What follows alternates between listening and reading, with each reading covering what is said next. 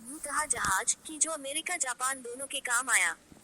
एक जहाज जो कुछ 80 साल बाद फिर से समंदर की गहराई से खोज निकाला गया। लेकिन इस जहाज के साथ खास बात यह है कि इसे डुबा देने के बाद भी दूसरी सेना के साथ देखा जाता रहा है।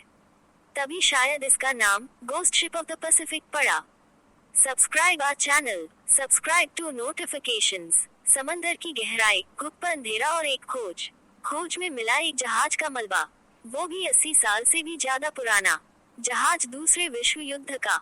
लेकिन खास बात ये नहीं कि ये जहाज दूसरे विश्व युद्ध का है। बताया जा रहा है कि ये जहाज युद्ध में अमेरिका और जापान दोनों की तरफ से लड़ा था। भला कैसे? आखिरी बार साल 1946 में यह जहाज अमेरिकी लड़ाकू विमानों ने टारगेट प्रैक्टिस के दौरान डुबा दिया था। लेकिन इसकी लोकेशन का ठीक अंदाजा नहीं था। जब तक marine robotics company ocean infinity के 3 ऑटोनॉमस अंडरवाटर व्हीकल या पानी के भीतर चलने वाले यान AUVs ने इसे खोज नहीं निकाला। दरअसल इस स्टीवर्ट जहाज ने युद्ध की शुरुआत US डिस्ट्रॉयर DD-224 के तौर पर की और नवंबर 1941 में बानियो जाने के लिए निर्देशित किया गया। ऐसा अमेरिका के विश्व युद्ध में शामिल होने के कुछ पहले ही किया गया था। युद्ध के दौरान ये अमेरिकी युद्धपोत के अन्य युद्धपोतों के साथ चलता रहा। पर साल 1942 के फरवरी महीने में इंडोनेशिया के बाली के पास ये जापानी युद्धपोतों की गोलियों से बुरी तरह क्षतिग्रस्त हुआ। लेकिन किसी तरह ये जावा के सुरबाया टापू तक पहुंच गया। फिर इस बंदरगाह पर जापानियों ने हमला कर दिया और जहाज डुबा दिया गया। लेकिन जापानियों द्वारा नहीं, बल्कि जहाज के खुद के ही क्रू ने इसके हल में बारूद लगाकर उड़ा दिया था, ताकि ये दुश्मन के हाथ ना लगे।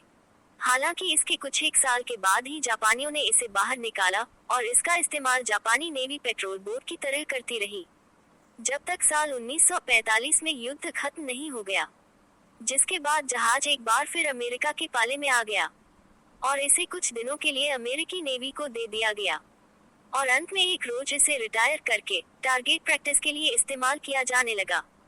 शायद इन्हीं वजहों से स्टीवर्ट को ghost ship of the Pacific कहा जाने लगा। बताया जाता है कि अपने इस जहाज को अमेरिकी पायलट दुश्मन सेना लाइन के पीछे देखा करते थे और ये रहस्य बना रहा कि डुबा दिया गया जहाज दुश्मन के पास कैसे पहुंचा। लेकिन आखिर में ये राज सुलझा जब युद्ध के अंत में इसे हिरोशिमा के पास जापानी पोर्ट कुरे में इसे फिर से देखा गया और पूरी कहानी पता चली।